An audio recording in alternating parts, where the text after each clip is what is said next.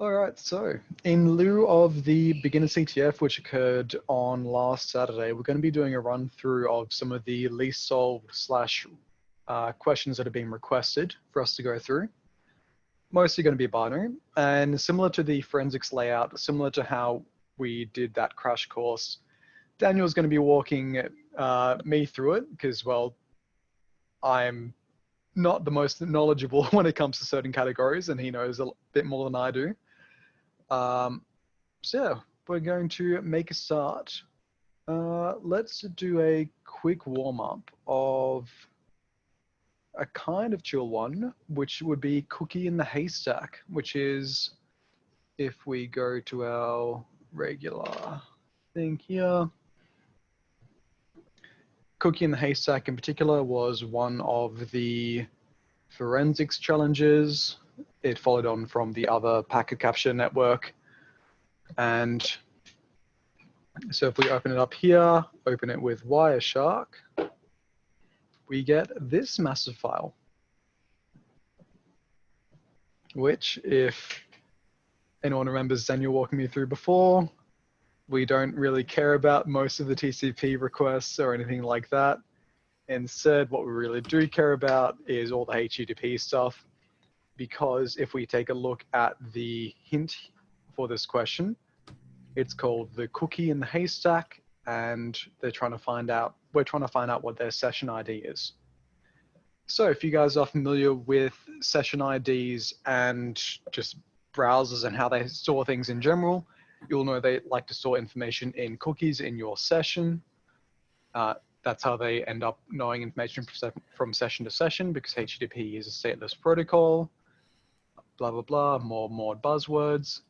So essentially, if we're looking for a cookie... networking. I was just saying blah, blah, blah, third year networking. Essentially, yeah. Yeah, essentially, if we're looking for a flag, we know a few things. First off, it states that it isn't in a typical flag format. So we need to know that we're looking for their session ID in particular. So we need to be very sure of what we're looking at. And second is it's going to be a cookie, which means it's going to be stored somewhere in the HTTP. Most likely going to be stored in one of the returns provided by the browser. Let me try and remember where this one is.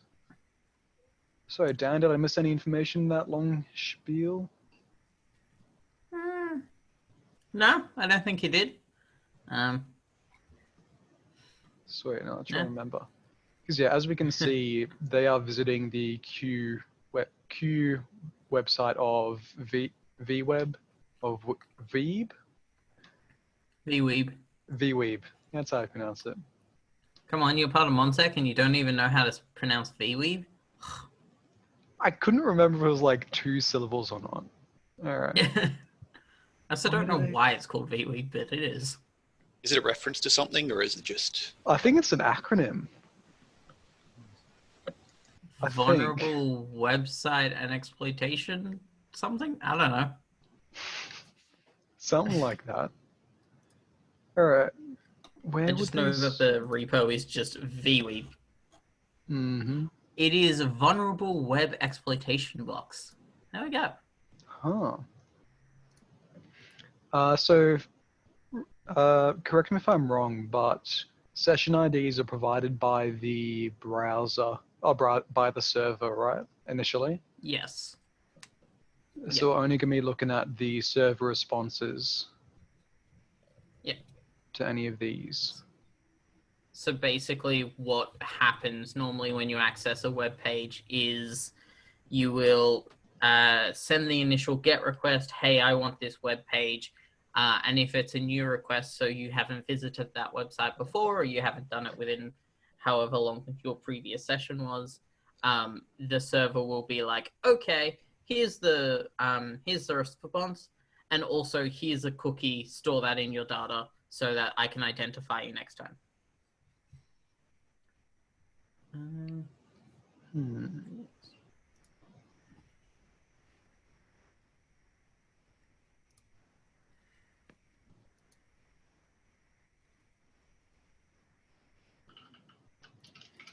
I remember seeing something like you could apply it in the filter somewhere.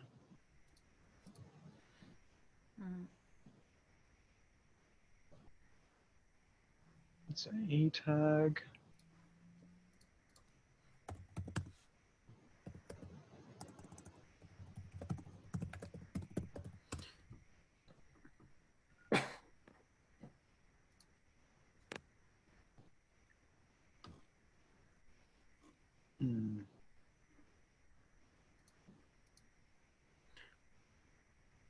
So, just really quickly, what is in the initial GET request to Q?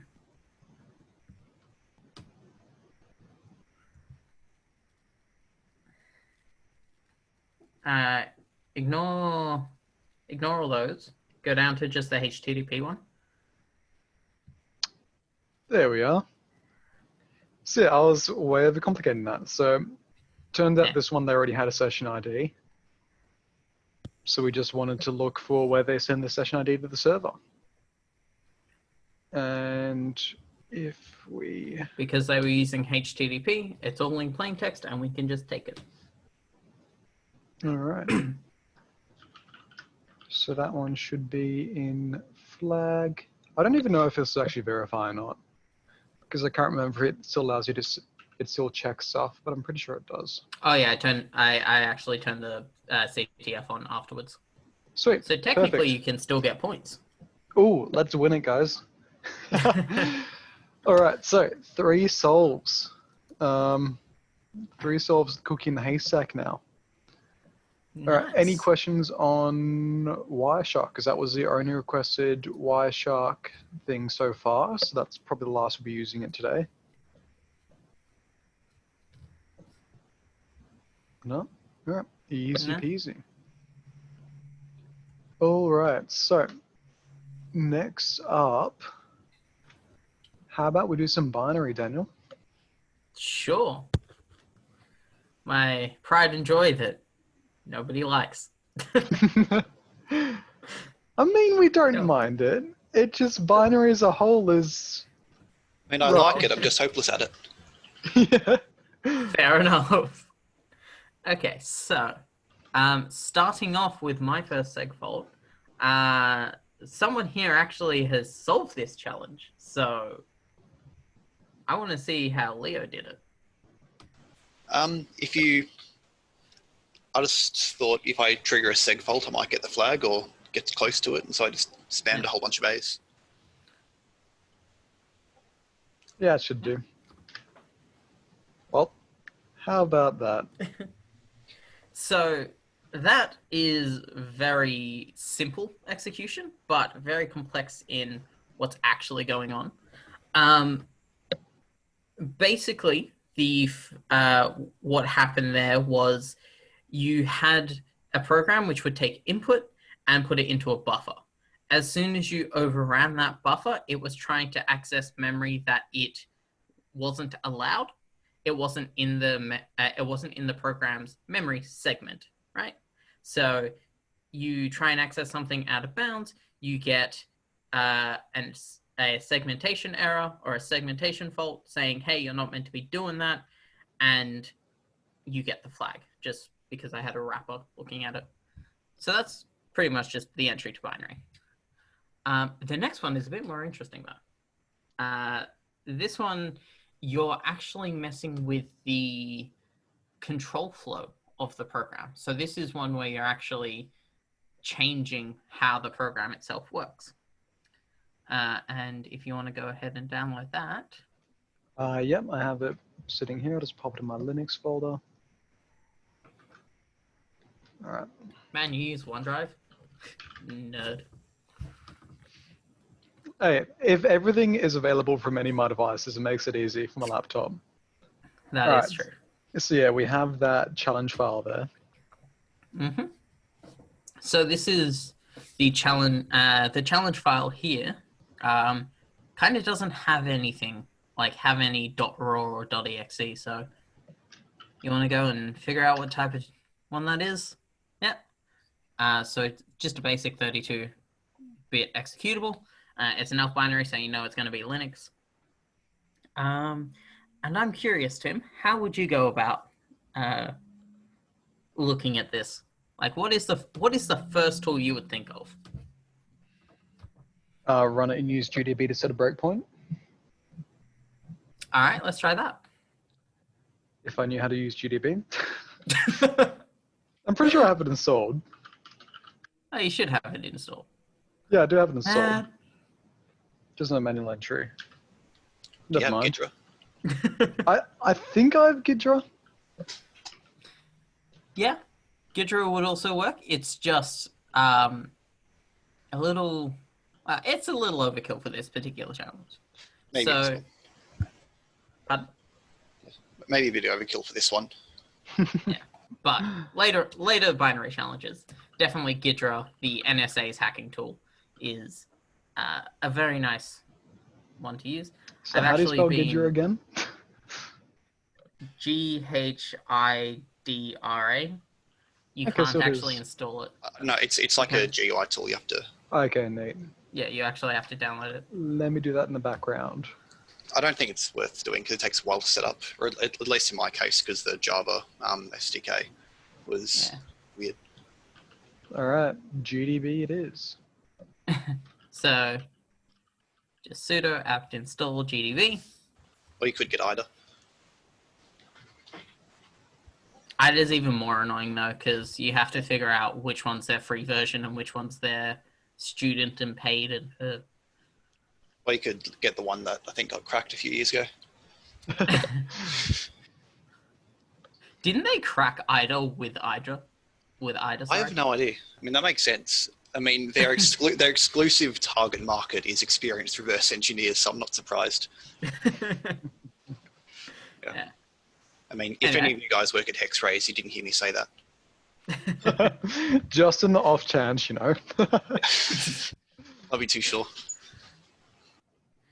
All right, Yeah. so So GDB, or GNU Debugger, is a program which lets you run other programs and then have a look at what they're doing. So if you want to execute a program inside GDB, you just do, as Tim's done here, GDB space, and then the binary you want to load in. So hit enter. And then you get pretty much just prompted with a console. If any of you have worked with Python, this is a very similar thing to how Python works, in that you kind of just get put into an interpreter and there is no help. There is just, hey, Google it if you want to know what to do. GDB was made in, I think, like the 80s or something, when Linux was first a thing. So it's not exactly the most user-friendly, let's say. But one of the main functions that you are going to come to love is info, INFO. Because this gives you info about the entire binary. As you can see here, it takes, info itself takes another argument. You can check the info like file, you can check the current frame, you can check a specific address if you want to know more about it. You can get what sort of arguments are in the current stack frame, all of that fun stuff. But for now, we'll come back to info. For now, we just want to run the program.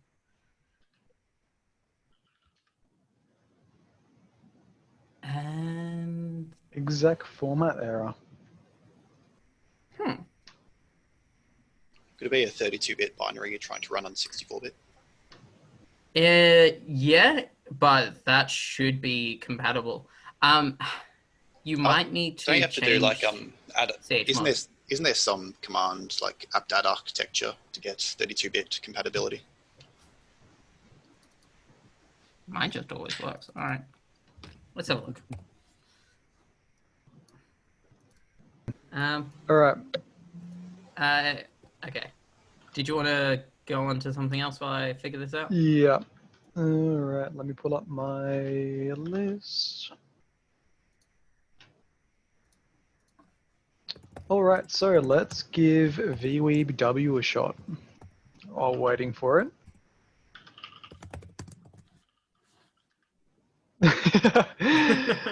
Yeah. Look. live demos just never really go well. All right, so VWEEB, if you guys haven't seen it, is our vulnerable web exploitation box designed by Mariusz. He put tons of work in this one. And the one which we've been asked to cover at the moment is W, the casino. All right, so, all right. So if we have a look at this one and have a look at the source code, it's seeding the randomness with the time. That's 100% going to be the thing we'll have to attack. Because seeding randomness with time, or seeding randomness with anything that people are able to recover or guess, just never really ends well. Because you kind of just break randomness that way. So the whole point of the casino is it randomly generates a bunch of dice rolls, 10 dice rolls, and you have to try and match it for the next input of the server. The hint there is to run your own casino, and considering they give you the source code, that probably means that you just straight up boot up your favorite Python interpreter and start typing away yourself. All right, while I boot up my PHP storm, which takes goddamn forever because it's PHP storm. Let me start up my server so I can actually run PHP locally. And get rid of all that. All right, so this is going to be my Python interpreter, PHP interpreter for this. And so we're going to need essentially that, or essentially at the very least the game part, since we need to be able to essentially run our own casino, which is running our own game. We're going to need to seed random with our own time if we're ever going to try and match a service time, and we are going to want to run our own game of, say, our results were game. Neato. So now we need a way to check whether the results we got, would they match whatever the server here gets? And if they do, then I want to print out what the result is, which means I want to do a file get contents of, zoom, get out of the way. File get contents of this, but I won't be able to send it just to this, will I? Because I need a way of telling it how to input there. So how can I tell it, hey, I want to put in these numbers? Like if I take a guess, what appears? All right. So how can I modify the URL?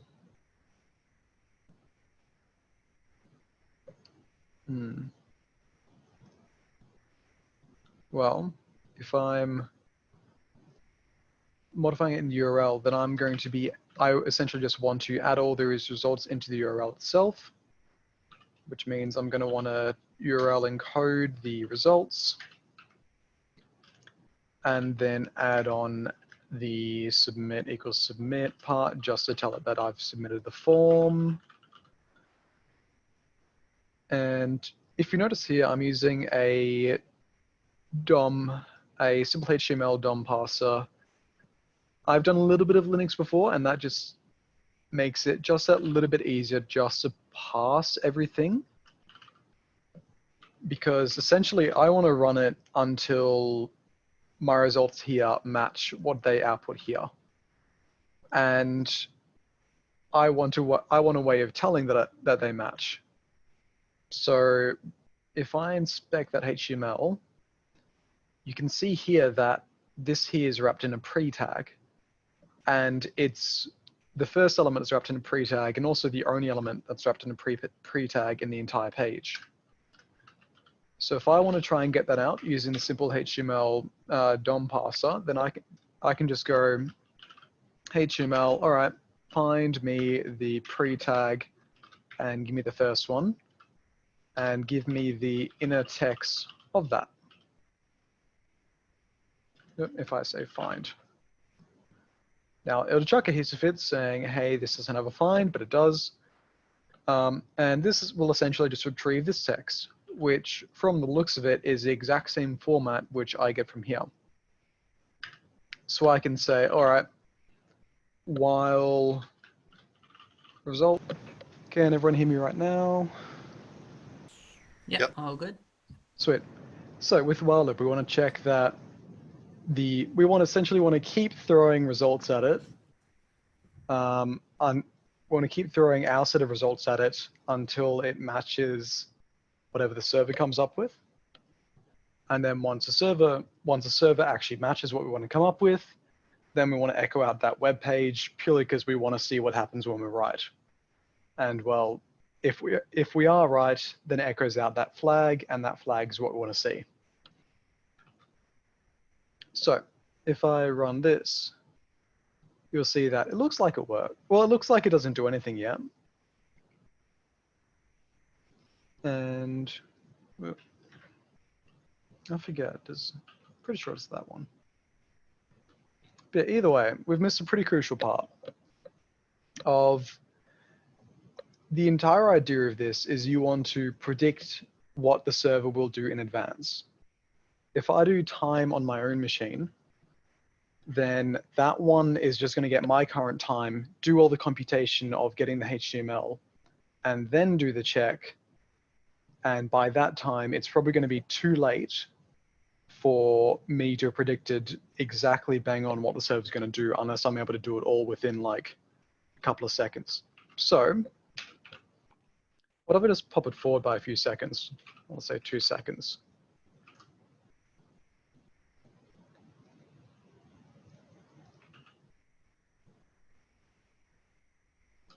You know, I did this not even a second ago.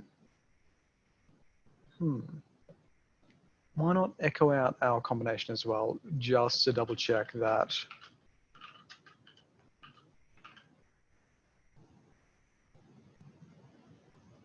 Yep, and just like that, we are matching the combos. So for some reason, it doesn't want to echo out the flag itself. Ooh, Do you have that to would do be like because we aren't doing one pretty crucial step, which I'm pretty surprised I missed. So if you see here, when they include what the guess is, you got to include what parameter you're talking about. Once we do that one, yep.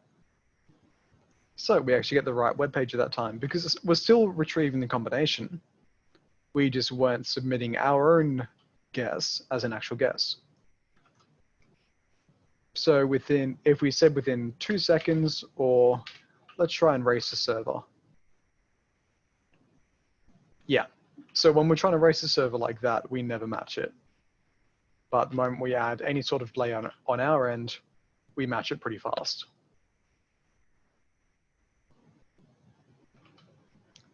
All right, any sort of questions on that VWEEB?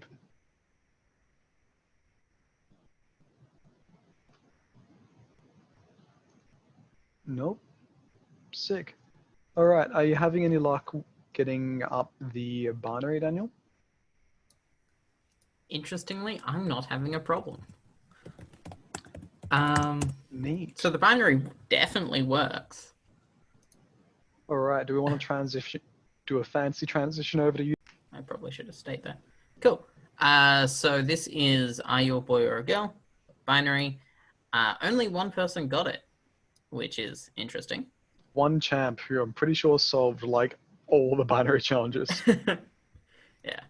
They were actually second place as well. The one-man army. Anyway, ignore the other 2 files there. We're looking at challenge. If we actually run challenge by itself, we get this question: are you a boy or a girl? hey, can you tell where I got the name from? If we just add in boy, we get it just printing out, yes, of course you're a boy.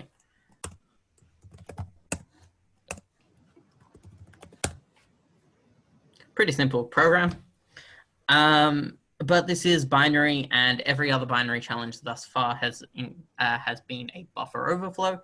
So if we were to call Python, the -c command just says, hey, get the following string and execute it as if it's Python. So if I just put a times 100, make sure it's Python. Make sure it's Python 2 actually. Then that's pretty simple. Make it 1,000. Pump that into challenge, and we get a familiar looking segmentation fault. So that means we've overwritten the buffer, but more specifically, we've overwritten the actual return address. So let's see if I can. How do I pause the share for a second while I go quickly get my cheat sheet? Professional, I swear. Oh, you got it? Cool. Yeah. So this is the image I wanted to show you.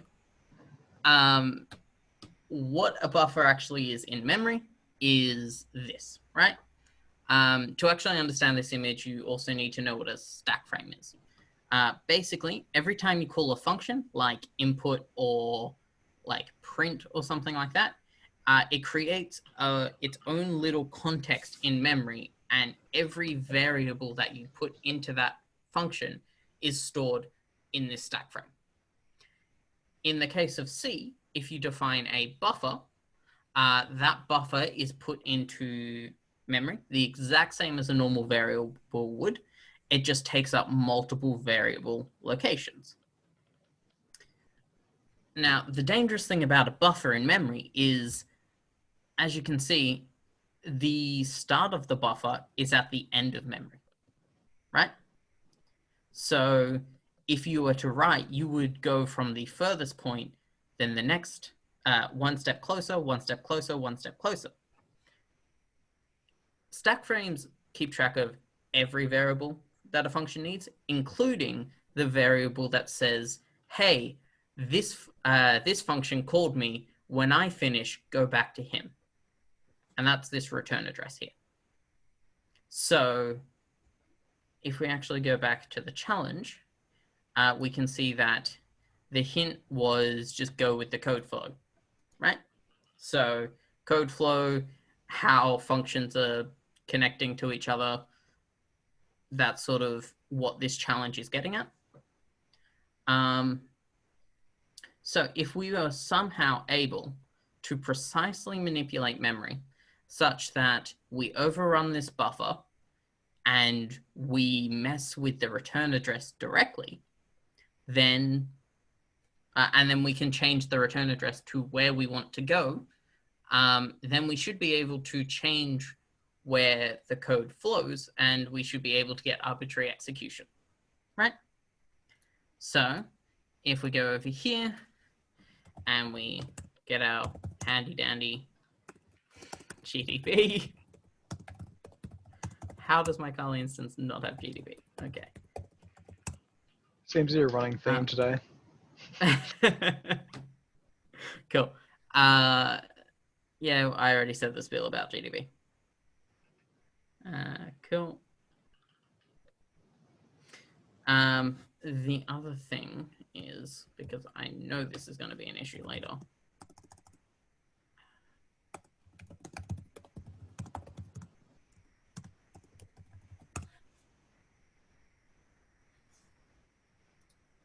Cool. So if we go into GDB, now we can actually run the challenge, which is good. R is just short for run. Pretty simple. Cool. And then when it finishes, we can see that it just exits normally, right?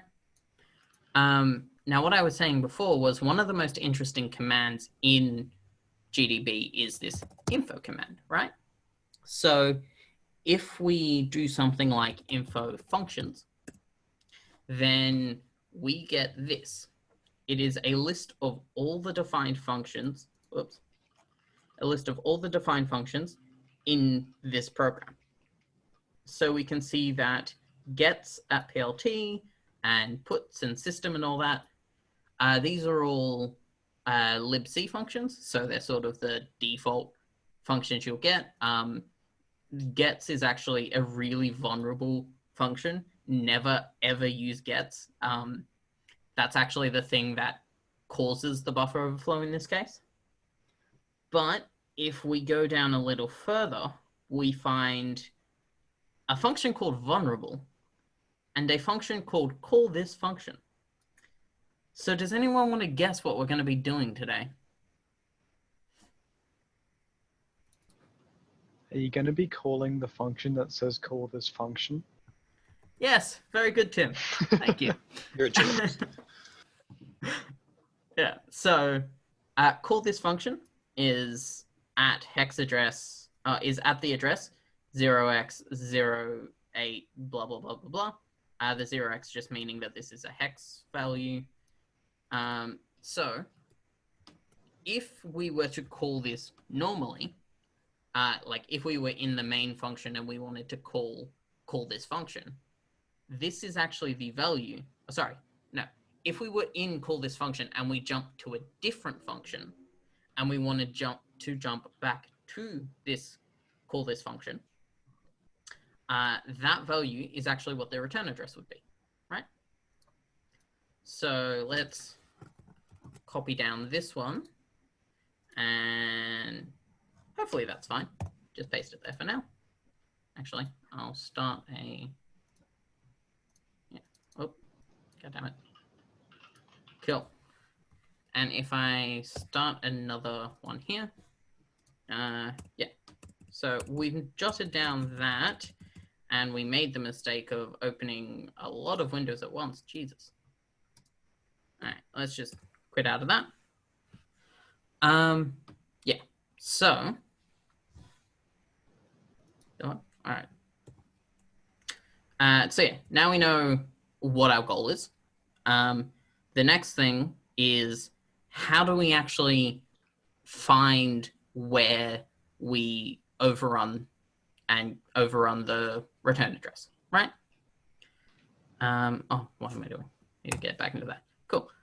So we can actually run this, and then we can, in GDB, we can run the program, and then we can put this little less than symbol there, which is the same as it would be in Linux.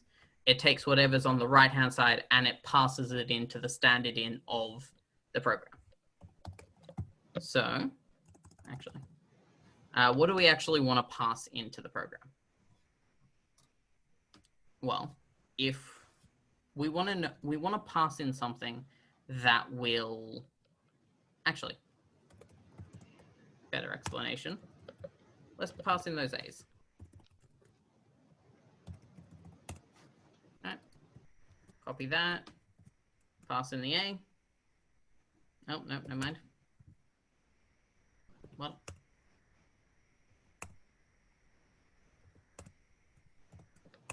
That's easier. Cool. If we pass in the A, we see that, like before, the segmentation fault happens.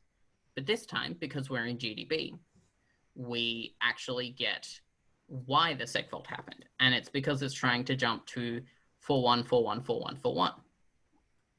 If you're familiar with ASCII at all, it, 41, if we change that to a character, is just a capital A. So can anyone think of how we would change this bunch of A's to be a little more unique so we can figure out where to go with this? Like how many A's we need before we overrun the return address? Split it up with different letters. Yeah. So you're saying if we did something like AAA, BBB, CCC, Yeah. And then we did that. We ran it again. Whoops. Yes, I want to start from the beginning. Enter that. Well, then we see we get a 0x43434342. 0x43 is what, C? You can do and then JavaScript real quick. That's fine. We've got 3 B's here. Sorry, 3 C's there, and then a B. Okay, so we know it's kind of on an edge. A more automatic way of doing this is to use something called PwnCyclic, or because PwnCyclic has decided to stop working on us, like always.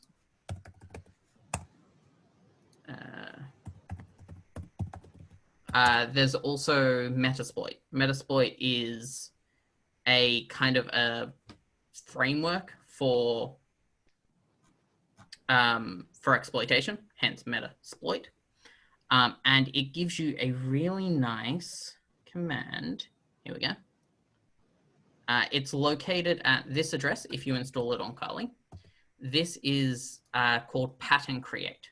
So what this does is you give it a variable, say 1,000, and it will output a unique, it will output a pattern which each 4 of these bytes is unique.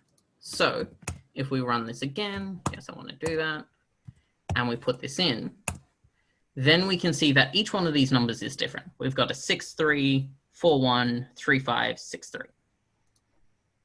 So this has a companion tool called pattern offset, which lets you, which lets you take this, enter a query,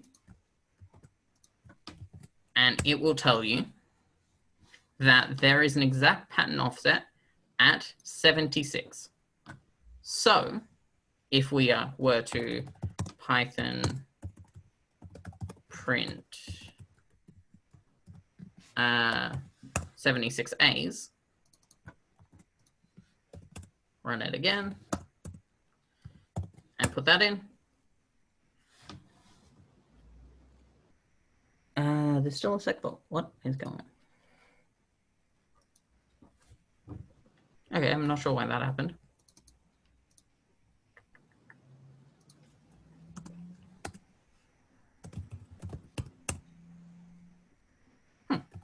Okay. Well, theoretically, what should have happened there was that we basically just got to the edge, but didn't quite go over. In this case, it might have screwed up another variable that was needed in the stack frame, but wasn't necessarily the return address. But anyway, if we were to take this, I forget what it was. Whoops.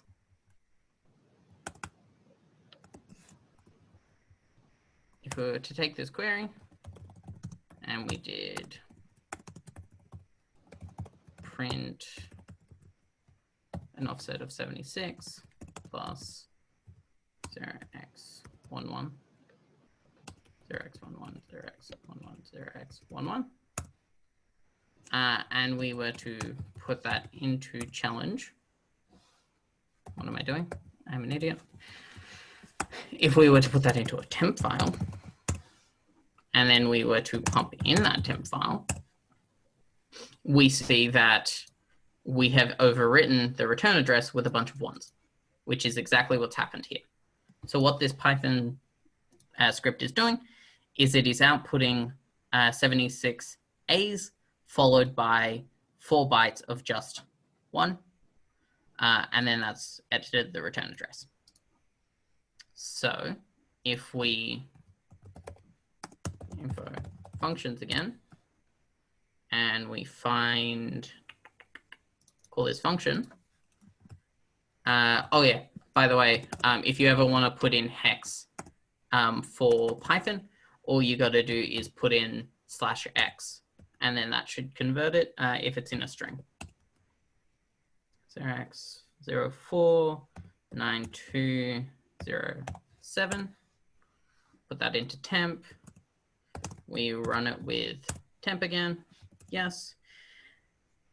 And we've received a seg fault. But why is that? Because we've overrun the buffer. We've very clearly got the return address to point towards call this function. What more could they want? Well, if we have a look down here and we see of what address it's actually jumping to, we see that doesn't really equate to that. Although it almost does, doesn't it? Because you can see there's a 07, a 92, a 04, and a 08. So it's almost like someone's taken the bytes and put them in reverse. And that's actually exactly what it's done. This is something called Indianness, which has taken from Gulliver's Travels, I think. The Big Indian and the Little Indians. Basically, this is just a quirk of modern computers, or the x86 and x64 architectures, where, for whatever reason, they decided, you know what, we're going to swap the bits around because it's more efficient or something. In all honesty, I prefer ARM because it's just human readable. But if we take that and we swap the bytes around, 0x92, 04, x0, that. Put that into our temporary file, and then we pump the temporary file in. Then we see that, okay, well, there was supposedly an error occurring, but this isn't exactly the error we were getting before. Something. We receive a segmentation fault at 000, and there was a child process detached. More specifically, a child process trying to cat flag. So if we actually quit, we echo something into a flag. Oops. Jump back into the challenge like nothing ever happened. Run it with temp. We see that it runs the command cat flag.txt in the console, and we should get a flag.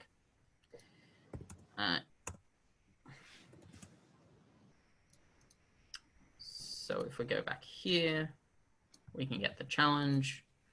We can say, hey, netcat to this, put in the same temp, and it outputs.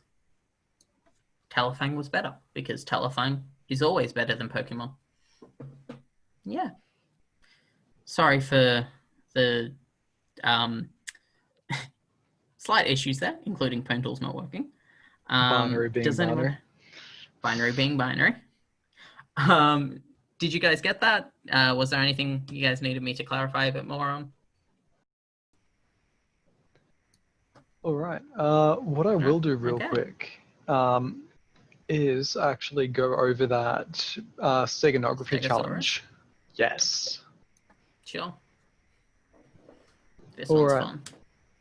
Real fun.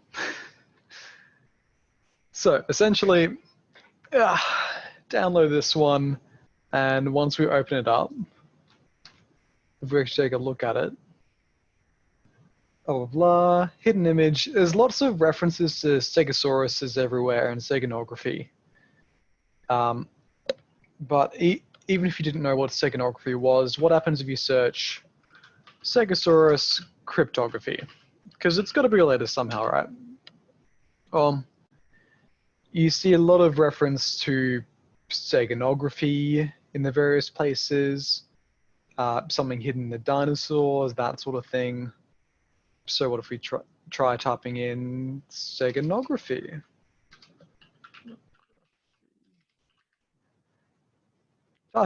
Typing in steganography there, if I actually spell it right. And you can see it's a pretty common way of hiding text in images. What it does mention, or what it doesn't mention here, that there's no real easy way of manually doing that. It mentioned lots of tools to perform it. So what if we instead just try and look for a steganography decoder? Well, let's look at that. There's even a bunch online. So let's give one of the ones online a shot. So this is a pretty basic one where you can encode stuff in images, and what we can do as well is decode. So let's try decoding it. So it comes up. And just like that, we get the flag. I'm pretty sure in the intended solution, they do intend you to download a specific tool called Seg Hide, or is rather what they use in our write-up for it. When I was doing this one, I found that it was a little bit easier just to go to any of the tools online, purely because steganography isn't too common, purely because it isn't too popular anymore, and just use one of those online tools. Did that answer?